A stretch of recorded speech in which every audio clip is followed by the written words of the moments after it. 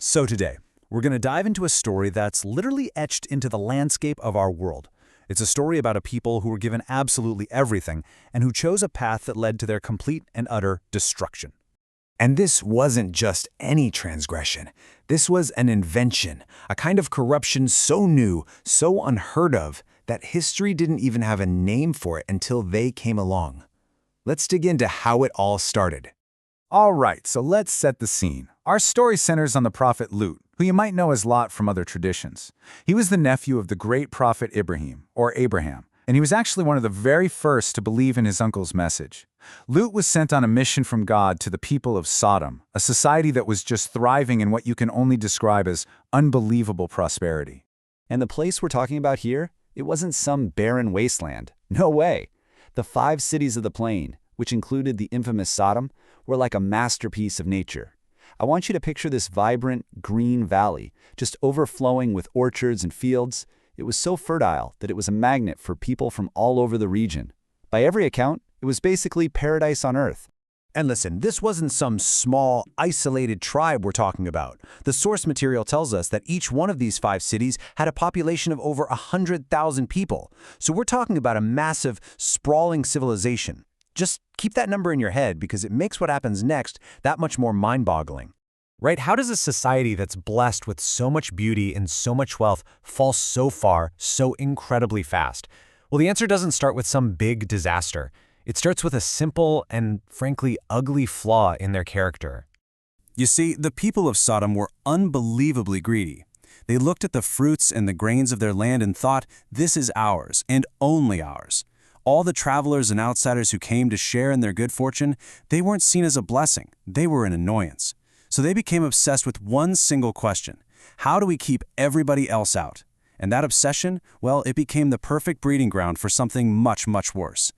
And this is where the story takes a really dark turn.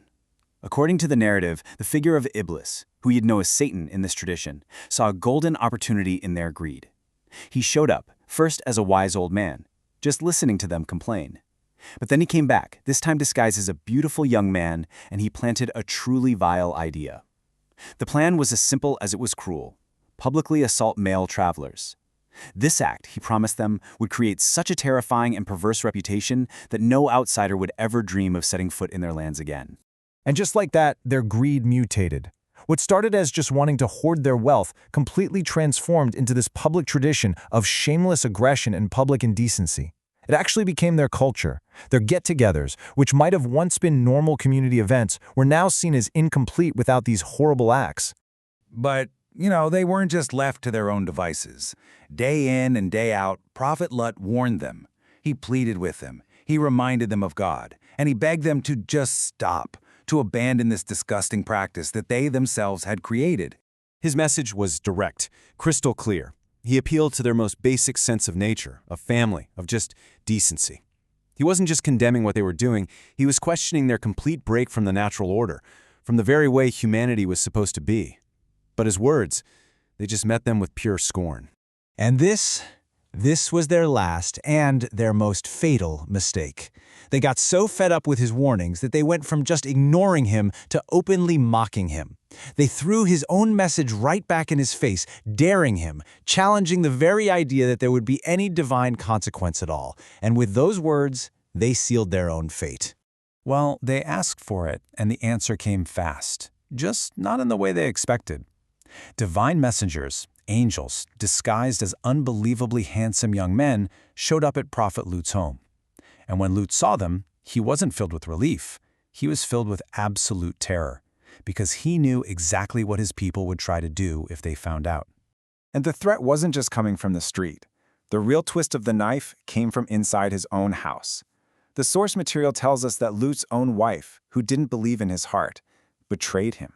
She went and told the men of the city that these beautiful strangers had arrived, and that set the stage for the final, horrifying showdown. I mean, can you just imagine the scene? A mob, worked up into a frenzy, surrounding his house, trying to climb the walls. And there's Lut, standing at his door, making one last, desperate appeal. He's pleading for their fear of God, for his honor as a host, and then he asks this absolutely heartbreaking question. Among all of you, is there not even one good man left? Their reply just shows you how completely far gone they were. They just brushed off his offer of lawful marriage to the women of the city, his own daughters, with contempt. They were totally consumed by their twisted desires, and they weren't even ashamed to admit it. It was at that moment that the angels finally stepped in. Okay, that's it. The time for warnings was over. The time for judgment had arrived. The angels revealed their true identities to Lut and kicked off a chain of events that would literally wipe those 5 cities off the map. Let's walk through these terrifying final hours. First, at the door, the angels strike the mob blind.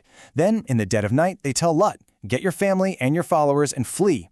But they give him one crucial instruction: do not look back. His wife, though, she disobeys. She looks back, and she's immediately consumed by the same destruction. Then, as dawn is breaking, the angel Gabriel, lifts the entire region up into the sky, so high, the story says, that the angels in heaven could hear the dogs barking on the ground, and then he turns it all upside down and smashes it back into the earth, followed by a rain of hard-baked clay stones, each one apparently marked for a specific person.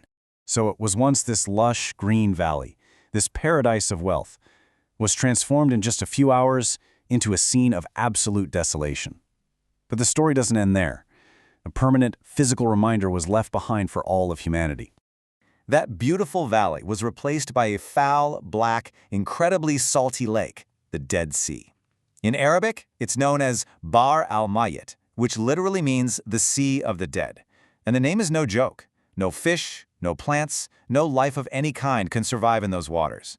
It stands there to this day, like a physical monument to this story, a giant scar on the face of the planet. So what are the big lessons to pull from this whole narrative? Well, it's a pretty stark warning about arrogance and what happens when you completely reject guidance. It also suggests that our physical world can actually hold the memory of moral events. And what's really interesting is that the source material points out that local legends and even some interpretations of archaeological finds suggest a sudden, catastrophic end for the civilization that lived here. Some even believe the strange salt pillars you can find around the sea are the petrified remains of the people who disobeyed and looked back. And the final judgment on this act, as it's been passed down in Islamic tradition, is severe and totally unambiguous. It really highlights just how seriously this particular transgression is viewed.